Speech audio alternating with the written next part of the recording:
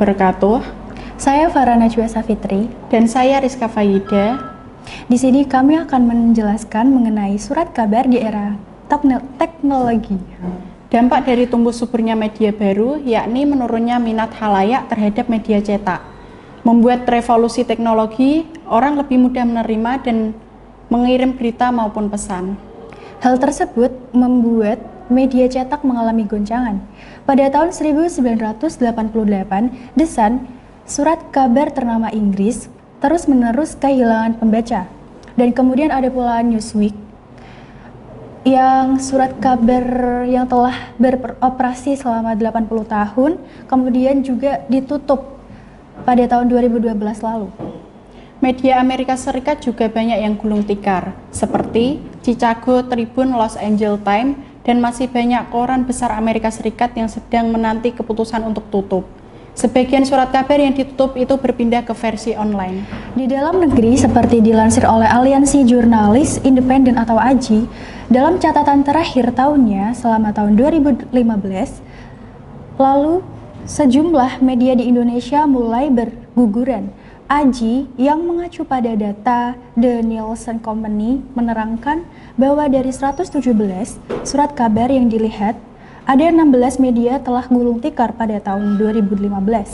Sementara untuk majalah, dari 170 kini menyisakan 132 majalah saja. Beberapa media cetak yang berhenti terbit diantaranya adalah Sinar Harapan, Harian Bola, Jakarta Globe, dan Koran Tempo. Sinar Harapan benar-benar mengakhiri penerbitannya pada 1 Januari 2016. Padahal surat kabar ini adalah salah satu dari imperium media besar selain grup Tempo dan Kompas pada dekade 80-an. Dalam catatan David Hill dalam buku Pers di Masa Orde Baru 2011, pada dekade 1970-an, surat kabar Sinar Harapan menjadi media dengan tiras oplah dan pendapatan iklan terbesar kedua setelah Kompas. Dicatat dalam sejarah pers Indonesia, Sinar Harapan memang mengalami beberapa kali pembredelan. Kali pertama Sinar Harapan dibredel pada 2 hari setelah meletusnya. Peristiwa 30 September 1965. Kemudian pada tahun 1973, Sinar Harapan juga dibredel setelah memberitakan rancangan anggaran pendapatan dan belanja negara. Peristiwa itu terulang lagi pada tahun 1978 saat menurunkan tulisan seputar pemilu yang dianggap membuat situasi politik tidak stabil. Tahun 1986, Sinar Harapan dibredel lagi, lalu terbit lagi tahun 2001 dan awal Januari 2016 kembali mengakhiri penerbitannya walaupun bukan akibat dari dibredel. Surat kabar yang gugur selanjutnya adalah Harian Bola. Surat kabar harian yang mengambil segmentasi dunia olahraga ini kali pertama terbit pada 7 Juni 2013. Sayangnya dalam kurun waktu 2,5 tahun setelahnya, yaitu tanggal 31 Oktober 2015, Harian Bola menyatakan itu adalah edisi terakhir dan harus ditutup karena kesulitan finansial. Sedangkan tabloid Bola yang satu atap dalam pengelolaan masih tetap terbit. Wartawan surat kabar itu menyatakan penerbitan Harian Bola adalah sebuah kesalahan. Yang dimaksud adalah kesalahan mencari peruntukan di era digital. Badai penutupan surat kabar juga menimpa surat kabar berbahasa Inggris Jakarta Globe. Surat kabar yang kali pertama diterbitkan pada 12 November 2008 itu mengembuskan nafas terakhirnya pada 15 Desember 2015.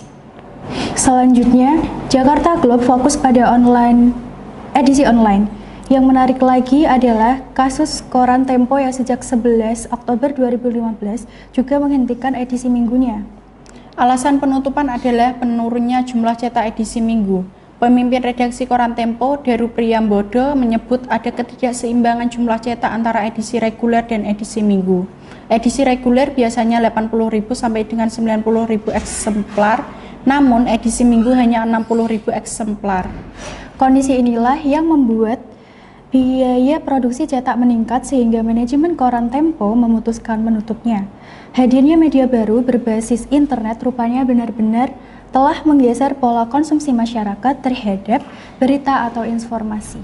Tentu dalam hal ini adalah media cetak yang paling merasakan dampaknya. Meski begitu, tidak berarti praktisi media di Indonesia satu kata dengan fakta tersebut. Banyak praktisi media yang justru masih sangat optimis bahwa surat kabar di Indonesia akan tetap bertahan hidup selama-lamanya, asalkan produk surat kabar ditampilkan dengan menggunakan jurnalisme sastrawi dan menghadapi media baru itu sebagai penunjang utama bisnis surat kabar. Ada lagi yang memperkirakan surat kabar masih bisa hidup hingga 2050 atau 20 tahun lagi. Sebaliknya, ada pula yang sangat pesimistis dengan mengatakan masa hidup surat kabar segera berakhir setelah media baru berbasis online hadir dengan pertimbangan bahwa setiap orang saat ini sudah sangat mudah mengakses berita dari telepon cerdasnya. Teknologi informasi dan komunikasi memang sudah berkembang cepat dengan platform internet yang menghasilkan media baru. Perkembangan pesat ini sudah berhasil mengubah perilaku dan karakter bisnis media massa, khususnya surat kabar. Saat memasuki era digital, semua serba berubah dengan mengandalkan kecepatan penyaluran informasi. Pola pengiriman berita yang biasanya dilakukan secara manual, kini bisa dilakukan secara digital. Berita atau informasi yang biasanya diakses dengan cara konvensional, kini bisa diakses dari genggaman tangan dengan cepat. Semuanya berubah dengan sangat cepat. Kondisi ini akhirnya menuntut surat kabar untuk bergandeng tangan dengan media baru itu. Sajian berita atau informasi yang disampaikan surat kabar sejatinya adalah konten yang sudah basi. Misalnya peristiwa yang hari ini terjadi baru bisa dibaca di esok harinya di surat kabar. Bandingkan dengan media baru berbasis internet, peristiwa saat ini bisa diterima konsumen di seluruh dunia secara real time. Unsur kecepatan dalam memberikan informasi yang dilakukan surat kabar sudah kalah jauh dengan media online.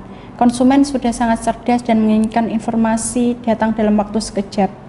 Dari sisi kecepatannya, penyampaian berita atau informasi, surat kabar sudah tidak bisa berkompetisi dengan media online berbasis teknologi digital.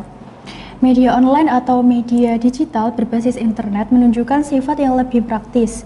Dibandingkan surat kabar, majalah tabloid, atau yang lainnya, konsumen tidak harus pergi ke kios surat kabar untuk mencari informasi baru atau menonton dan mendengarkan radio. Untuk mengetahui berita terkini, cukup membuka gadget dan mencari berita yang diinginkan di Google.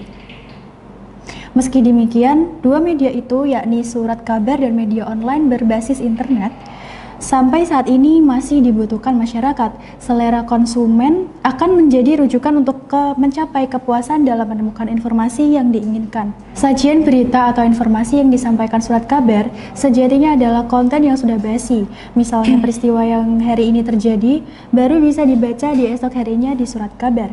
Bandingkan dengan media baru berbasis internet, peristiwa saat ini pula bisa diterima konsumen di seluruh dunia secara real time. Unsur kecepatan dalam memberikan informasi yang dilakukan surat kabar sudah kalah jauh dengan media online. Konsumen sudah sangat cerdas dan menginginkan informasi datang dalam waktu sekejap. Dari sisi kecepatan penyampaian berita atau informasi, surat kabar sudah tidak bisa berkompetisi dengan media online berbasis teknologi digital. Media online atau media digital berbasis internet menunjukkan sifat yang lebih praktis dibanding surat kabar, majalah tabloid, atau yang lainnya. Konsumen tidak harus pergi ke kios surat kabar untuk mencari informasi baru atau menonton dan mendengarkan radio. Untuk mengetahui berita terkini, cukup membuka gadget dan mencari berita yang diinginkan di Google.